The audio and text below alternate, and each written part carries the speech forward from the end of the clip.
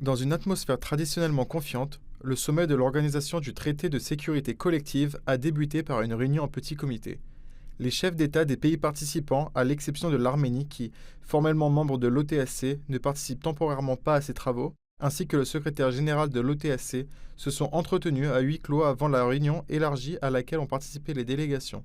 Le bilan de la présidence du Kyrgyzstan au sein de l'organisation en 2025 a été dressé. Il a été noté que toutes les tâches fixées avaient été accomplies. À partir du 1er janvier, la présidence de l'OTSC sera transférée à la Russie et Vladimir Poutine a déjà défini lors de la réunion d'aujourd'hui les objectifs pour 2026, en énonçant la devise sécurité collective dans un monde multipolaire, objectifs communs, responsabilité partagée. Bien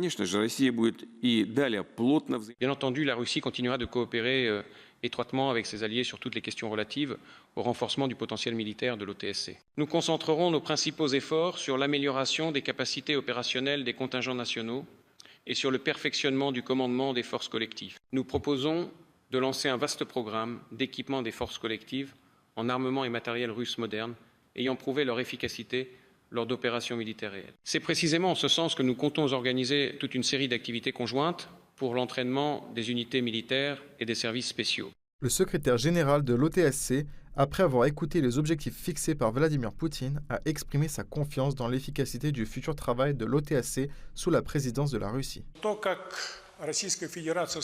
La manière dont la Russie a formulé ses priorités témoigne de la continuité des pratiques diplomatiques et politiques d'ouverture et de responsabilité. Je suis profondément convaincu que la Russie réalisera pleinement tous les objectifs et toutes les priorités fixées, ce qui renforcera sans aucun doute les positions de l'Organisation du traité de sécurité collective en lui permettant de poursuivre le perfectionnement de son fonctionnement. En marge du sommet de l'OTSC au Kyrgyzstan, Vladimir Poutine a également poursuivi sa série de rencontres bilatérales avec les dirigeants des pays participants, discutant des questions de coopération avec son homologue tadjik Emomali Rahmon.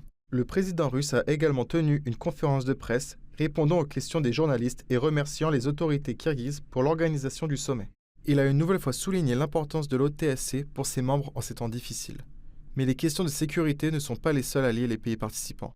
Il s'agit d'un partenariat profond à plusieurs niveaux, a expliqué le porte-parole du Kremlin, Dmitry Peskov.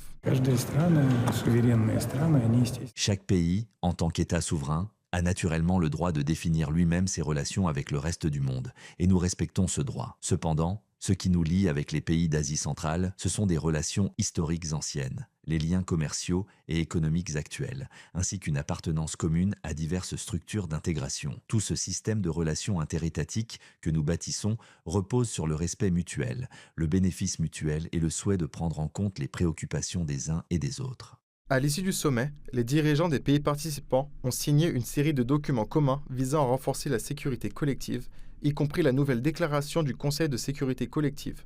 Une coopération étroite et une confiance mutuelle unissent les pays membres de l'OTSC. Et c'est précisément là que réside la clé d'un partenariat fructueux, si important dans le monde actuel.